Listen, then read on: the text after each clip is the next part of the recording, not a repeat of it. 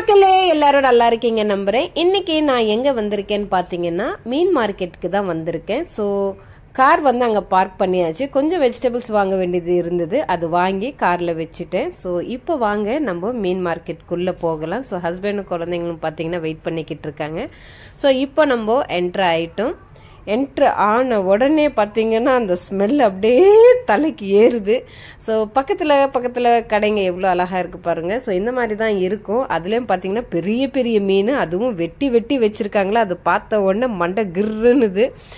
So எப்போவுமே வழக்கமாக ஒரு கடையில் வாங்குவோம். ஸோ அந்த கடைக்கு தான் இப்போ போயிட்டுருக்கோம். ஸோ அப்படியே ஒரு ரவுண்டு என்னென்ன மீன் எங்கெங்கே இருக்குது அப்படின்னு சொல்லிட்டு பார்வை பார்த்துக்கிட்டே வந்தேன். ஸோ இந்த இடத்துல தான் வழக்கமாக நாங்கள் வாங்குறது. ஏன்னா ஒரு 2 ரூபாய் ஜாஸ்தியாக இருந்தாலும் இங்கே ஃப்ரெஷ்ஷாக கிடைக்கும் அப்படின்றது ஒரு நம்பிக்கை. ஏன்னா ஹஸ்பண்ட் வந்து இங்கே தான் வாங்கி பழகியாச்சு, அதனால நானும் வந்தேன்னா இங்கே தான் வாங்குறது. ஸோ எல்லாமே பார்த்தீங்கன்னா நல்லா ஃப்ரெஷ்ஷாக தான் கண்ணுக்கு தெரியுது. நல்லா உள்ளார வந்த உடனே ஏசி குளுகுளுன்னு இருக்குது. அதே மாதிரி லைட்டிங்ஸும் நல்லா போட்டு இருக்காங்க.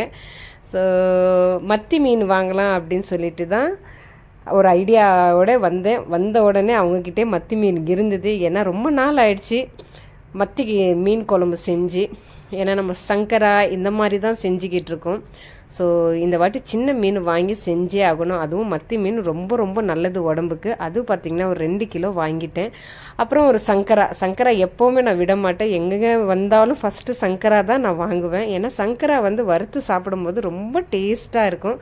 அப்புறமா வேறு ஏதோ ஒரு மீன் இருக்குது சூப்பராக இருக்குது அப்படின்னு சொல்லிட்டு அவங்கள அந்த சஜஸ்ட் பண்ணிட்டு இருந்தாங்க. அந்த மீன் எனக்கு விருப்பம் இல்லை. அந்த மீன் எப்படி இருக்கும் ஏது இருக்குன்னு. ஏன்னா நிறைய பேர் வந்து இது நல்லா இருக்கும்னுவாங்க. நம்ம வாங்கிட்டு வந்து வறுத்து சாப்பிட்டோம் அப்படின்னா சில மீன் நம்மளுக்கு தெகிட்டும், ஒரு மாதிரியாக இருக்கும். ஸோ ரத்தத்தோல் பாறை இந்த மாதிரி எல்லாம் இருக்கும் பார்த்தீங்களா, அது சாப்பிடவே முடியாது நம்மளால். ஸோ அதனால் நான் வந்து யோசிப்பேன். அப்புறம் ஹஸ்பண்ட் வந்து இல்லை வாங்கிக்கலாம் அப்படின்னு சொன்னார். சரி அதுவும் வாங்கியாச்சு. அப்புறம் 2 கிலோ சங்கரா மீனும் வாங்கியாச்சு. ஸோ எப்போவுமே வந்து பார்த்திங்கன்னா நம்ம ஒரே நாளில் எல்லாமே செஞ்சுருவோம். மீன் குழம்பு, மீன் வறுவல் இந்த மாதிரி எல்லாம் ஒன்றா செஞ்சுருவோமா, அது வந்து நம்மளுக்கு தெகிட்டிடும். ஸோ அதனால் ஒரு நாளைக்கு மீன் குழம்பு, அடுத்த நாள் வந்து ரசம் வச்சு மீன் வறுத்தோம் அப்படின்னா நல்லாயிருக்கும். கெஸ்ட்டுங்க வராங்கன்னா வேறு வழியே இல்லை. எல்லாமே நம்ம மீன் குழம்பு வறுவல்லேருந்து நிறைய ஸ்பெஷல் ஐட்டம் செஞ்சு அது ஓகே. பட் நம்ம வீட்டில் நார்மலாக சாப்பிடும்போது இந்த மாதிரி சாப்பிட்டோம் அப்படின்னா தெகிட்டிடும். பசங்க வந்து சாப்பிட்றதுக்கு தான் நம்ம வாங்குறது. பசங்க வந்து திருப்தியாக சாப்பிட்ட ஒரு ஃபீல் நம்மளுக்கும் கிடைக்காது. ஸோ அடுத்த நாள் ரசமோ சாம்பாரோ வச்சு இந்த மாதிரி வறுத்து கொடுத்தீங்கன்னா நல்லா இருக்கும். ஸோ அந்த மாதிரி ட்ரை பண்ணி பாருங்கள். ஸோ இப்போ வந்து இந்த மீன் எல்லாம் பார்த்தீங்கன்னா வாங்கியாச்சு. அப்படியே ஒரு பார்வை பார்த்துக்கிட்டே போகலாம் வாங்க. அடுத்து வேறு என்னென்ன மீன் இருக்குது அப்படின்னு சொல்லிட்டு. எல்லாம் பெரிய மீனாக வச்சுருக்காங்க. நான் இந்த வாட்டி எறா வாங்கணும்னு நினச்சேன். பட் இந்த 3-4 ரகமான மீன் வாங்கிட்டதுனால ஹெவி ஆகிடும். ஸோ இதெல்லாம் முடிச்சிட்டு பிறகு வந்து நம்ம வாங்கிக்கலாம் அப்படின்னு சொல்லிட்டு கிளம்பியாச்சு. இப்போ இந்த மீன் வாங்கினது கட் பண்ணுறது எனக்கு தெரியாது, க்ளீன் பண்ண எனக்கு தெரியாது. ஸோ அதே இடத்துல வேறு செக்ஷனில் பார்த்தீங்கன்னா மீன் எல்லாம் கழுவி அவங்களே கொடுப்பாங்க. ஸோ அந்த இடத்துக்கு போகலாம். ஏன்னா ஹஸ்பண்ட் வந்து பண்ணி தருவாங்க.